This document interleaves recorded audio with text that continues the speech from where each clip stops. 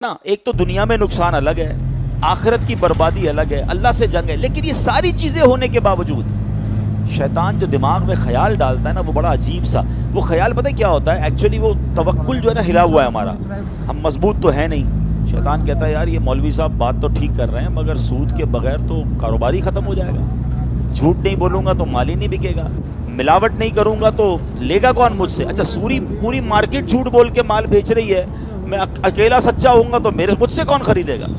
تو طرح طرح کے وسوسے دماغ میں شیطان ڈالتا ہے۔ اب میں آپ سے ایک سوال کرتا ہوں، مجھے ایک بات بتائیے، اگر کوئی یہاں ایسا بیٹھا ہے یا مجھے سن رہا ہے لائیو کہ جو حرام کما رہا ہے، سود سے، رشوت سے، ملاوٹ سے، واٹ ایور، اس کو پیسے مل رہے ہیں، روزی مل رہی ہے، جتنے چاہیے وہ کما رہا ہے نا، میرا سوال یہ ہے کہ جو اللہ کو ناراض کر رہا ہے اسے پھر بھی مل رہا ہے، اگر کوئی اللہ کو راضی کرے گا تو اس سے اللہ روک لے گا؟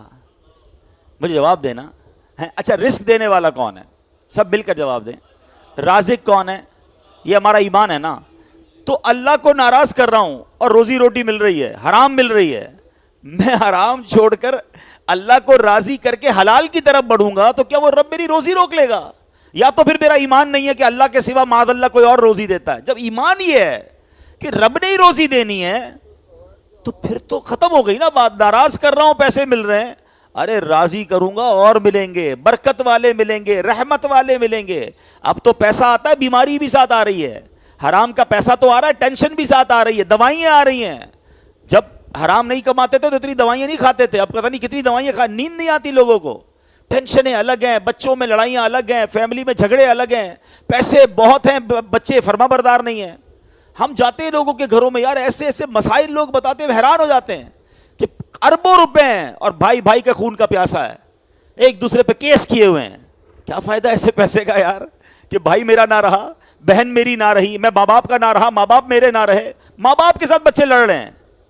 تو یہ کہیں حرام کا پیسہ تو نہیں ہے کہ جو ہماری فیملی لائف کو ختم کر گیا، جو ہماری محبتوں کو ختم کر گیا، جو ہمارے سکون کو غارت کر گیا؟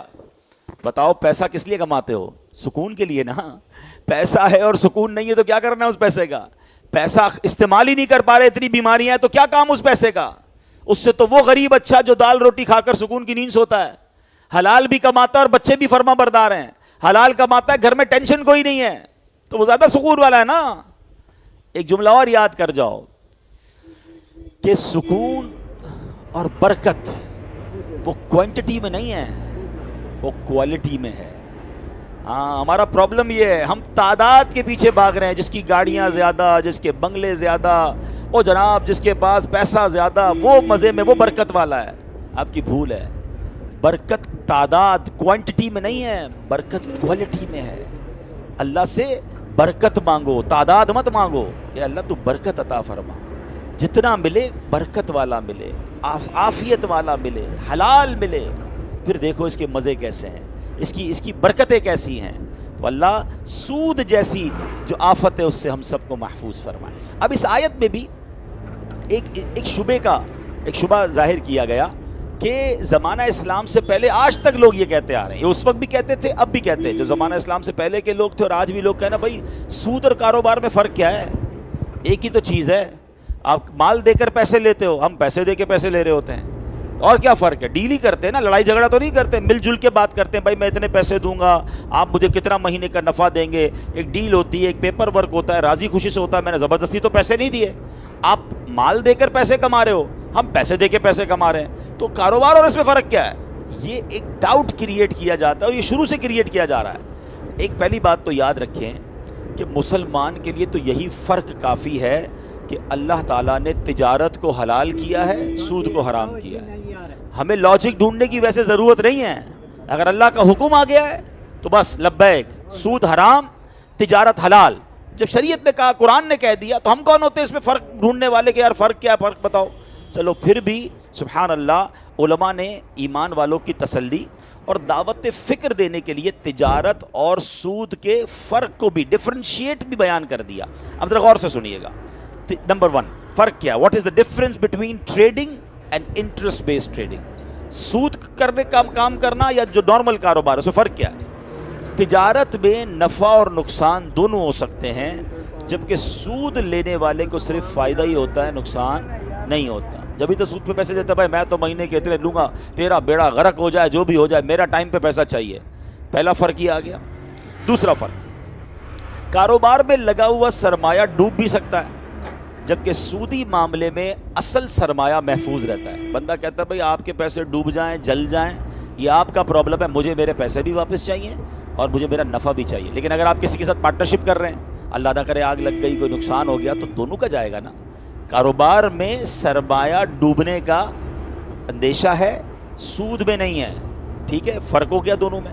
تیسرا، تجارت میں نفع کی مقدار معین نہیں ہوتی، کنفرم نہیں ہوتی۔ مل کے کاروبار کریں گے، کبھی لاکھ روپے کمائیں گے، کبھی 5,000 کمائیں گے، مندہ آ گیا تو نہیں کمائیں گے، تیزی آئے گی تو زیادہ کمائیں گے۔ کاروبار تو اپ اینڈ ڈاؤن ہوتا ہے نا، مگر سود میں رقم طے شدہ ہوتی ہے، کم زیادہ نہیں، اتنے پیسوں پہ اتنے پیسے پرسنٹ سود لوں گا، چاہے وہ بینک ہے چاہے بندہ ہے۔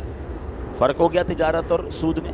حرام تو ہے، آج فرق بھی سمجھ لو، لوگ کہتے ہیں کوئی فرق ہی نہیں ہے، بہت فرق ہے۔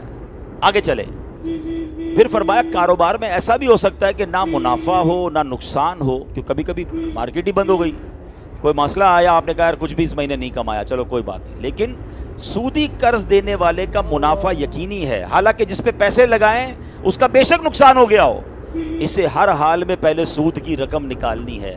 کاروبار میں فائدہ ہوگا تو فائدے سے رقم نکلے گی نا، لیکن سود والے کا نقصان بھی ہو جائے تو وہ جیب سے رقم نکال کر دے گا۔ کاروبار میں فائدہ نہیں ہوا ہے مگر رقم دے گا، اور ایسے بندے سے رقم لے رہے ہو جو پہلے ہی قرضے میں ہے، آپ سے قرضہ ہی لیا ہے نا، وہ پہلے ہی مقروض ہے، کاروبار بھی نہیں ہوا، لاس ہو گیا، مگر وہ اپنی کہتے ہیں نا قرضے میں سے اور پیسے نکال کر آپ کو سود دے رہا ہے۔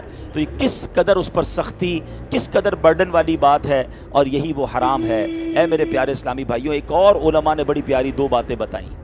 جب بندہ سود پہ کام کرتا ہے نا، وہ سست ہو جاتا ہے، وہ کاہل ہو جاتا ہے، وہ کاروبار کرنے کی جو چستی ہے، جو ایفرٹس ہے، ختم۔ اب میرے کو پیسے لگا دیے، پیسے مل جاتے ہیں، کیا ضرورت ہے کام کرنے کی؟ اس کا جو مائنڈ ہے وہ لاک ہو جاتا ہے، کریٹیوٹی ختم ہو جاتی ہے، وہ کبھی بھی نیا کام، وہ جب بھی نیا کام کرنے کا سوچے گا اس کو ڈر لگے گا، یار پیسے کہیں لگاؤں گا تو کوئی کھا جائے گا، نقصان ہو جائے گا۔ سود پہ اچھا ہے نا، پیسے لگاؤ گھر بیٹھے مل جائیں گے۔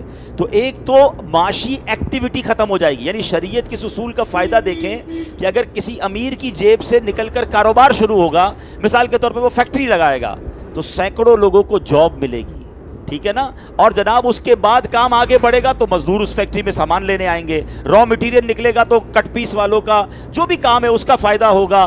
اب آپ غور کرتے جائیں کہ پیسہ مارکیٹ میں آ کر کاروبار میں لگے گا تو یہ سوسائٹی کے لیے بھی کتنا ضروری ہے، ہمارے معاشرے کے لیے کتنا ضروری ہے کہ امیر پیسے تو کاروبار سے بھی کمائے گا، لیکن اس کے ساتھ سینکڑوں ہزاروں لوگ بھی کمائیں گے، کئی گھروں کا چولہا جلے گا، لیکن اس کا اگر سود کھانے کا ذہن ہے، وہ کروڑوں روپے کی فیکٹری لگانے کی بجائے وہ کروڑوں روپے حرام طریقے سے سود پہ رکھ دے گا۔ اب اس کو ہر مہینے پروفٹ تو مل گیا، مگر وہ جو ہزاروں لوگوں کا چولہا جلنا تھا، وہ ہزاروں لوگوں کو روزگار ملنا تھا، وہ ختم ہو گیا۔ تو کیا خوبصورت اصول ہے شریعت کا۔ اللہ قرآن میں فرماتا ہے تجارت کو حلال قرار دیا، سود کو حرام قرار دیا، تاکہ معاشرے میں پیسہ روٹیٹ ہو، لوگ ایفرٹ کریں، لوگ کاروبار کریں۔ تو ایک بڑا فالٹ سوسائٹی میں یہ کریٹ ہو جاتا ہے کہ جب لوگوں کا یہ مائنڈ سیٹ بن جاتا ہے کہ جناب سود پہ پیسے کھانے ہیں، اسی لیے اس کو حرام، جہنم میں لے جانے والا کام قرار دیا گیا۔ ایک وجہ اس کی یہ بھی ہے۔ اچھا، ایک اور بڑی پیاری حکمت علماء نے بیان کی کہ جب بندہ سود کا کام کرنا شروع کر دیتا ہے نا، وہ بے رحم ہو جاتا ہے،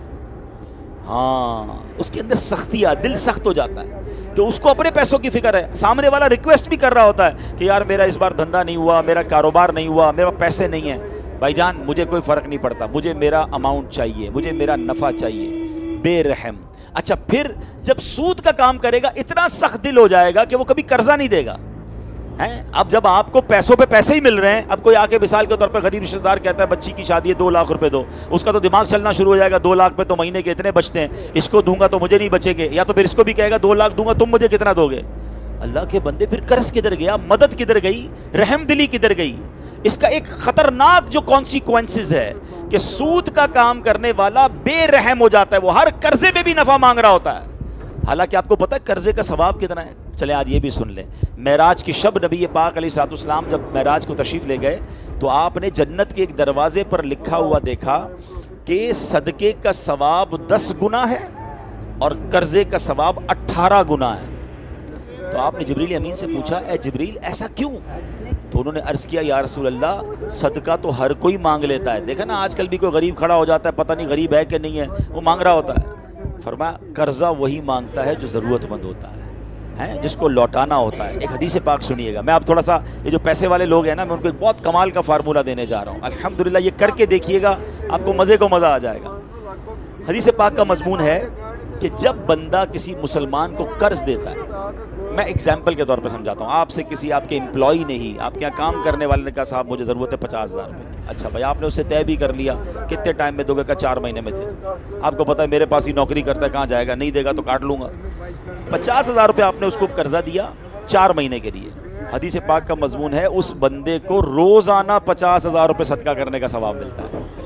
اب حساب کریں، مہینے کے کتنے بن گئے؟ 15 لاکھ روپے، 4 مہینے کے کتنے بن گئے؟ 60 لاکھ روپے، 60 لاکھ صدقے کا ثواب ملا، 50,000 4 مہینے بعد واپس بھی آ گئے۔ ٹھیک ہے، ایک اور حدیث پاک ہے، اب وہ بندہ آپ کے پاس آتا ہے، کہتا ہے تھوڑی سی مشکل اور ہو گئی ہے، 1 مہینہ اور دے دیں، مدت بڑھانے کے لیے آیا، آپ نے رحم دلی کی کہا چلو ٹھیک ہے 1 مہینہ اور، حدیث پاک کے الفاظ ہیں اب وہ ثواب ڈبل ہو جاتا ہے۔ وہاں قرآن کہہ رہا ہے نا دگنا در دگنا سود مت لو، لوگ کیا کرتے تھے، ٹائم نکل گیا کہتے سود ڈبل ہو گیا، ڈبل پیسے چاہیے، مار رہے اس کو، اور میری شریعت کہہ رہی ہے قرضہ دو اور ٹائم مانگے تو ٹائم دو، تمہیں ڈبل ثواب ملنا شروع ہو جائے گا۔ اعلیٰ حضرت امام اہل سنت حدیث کے تحت فرماتے ہیں ایک جگہ کہ میں روزانہ اتنے 1000 روپے، مثال کے طور پہ کہہ رہا ہوں، اتنے 1000 روپے صدقہ کرتا ہوں۔ لوگوں نے کہا روز اتنے 1000 روپے، آج سے 100 سال پرانی بات ہے، مثال کے طور پہ حیران ہو گئے لوگ۔ تو فرمایا میں نے اتنے 1000 روپے ایک بندے کو قرضہ دیا ہوا ہے، میرے آقا کی حدیث ہے کہ روزانہ اتنے پیسے مجھے صدقہ کرنے کا ثواب مل رہا ہے۔